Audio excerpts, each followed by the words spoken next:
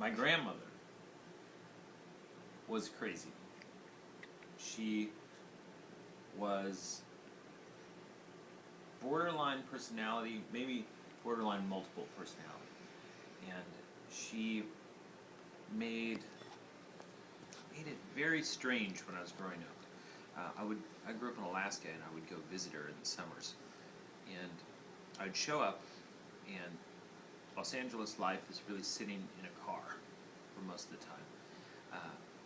And she would take me immediately from the airport to a Toys R Us. And she would say, go buy, go get a toy. Whatever toy you want, go get a toy. Within reason. And this was, amazing. This is every kid's, well, not every kid, but, many kids' dream. Go crazy in Toys R Us. Go get any toy you want.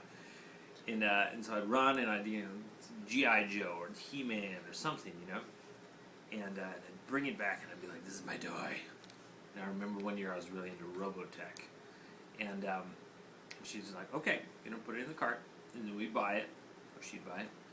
And then I would play with that toy for weeks, literally weeks, in the back of her car as she drove around all day and took care of bullshit legal appointments in Los Angeles while she left me locked in the back of her car, in 90-degree heat in LA, playing with one toy.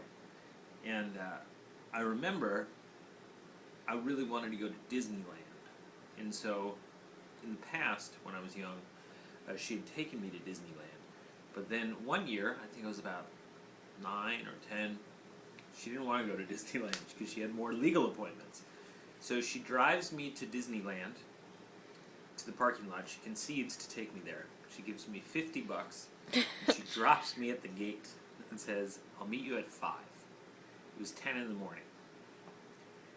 And at first, right, I was ecstatic, because there's no old woman, following me around saying she didn't want to go on this ride. She's too tired to go on that ride. I can go on all the rides I wanted.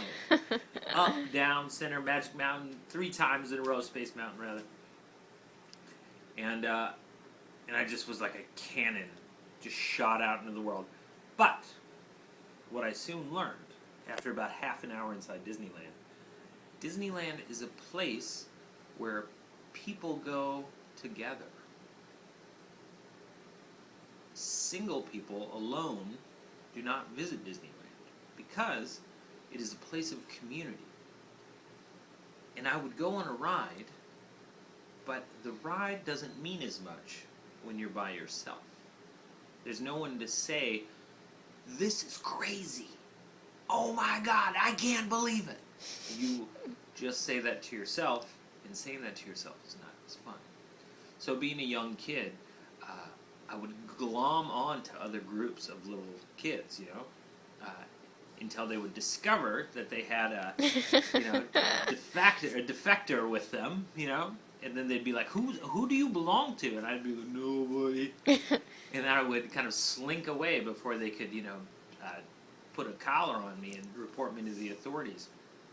And so consequently, Disneyland became this place in my mind of incredible solitude and loneliness, and someplace I really disliked. And she would take me to Disneyland every summer until I got old enough, I was 14, 15, where I'd be like, I don't want to fucking go to Disneyland. Don't take me there. This really, I think, has colored how I view community and how I view interaction with other people.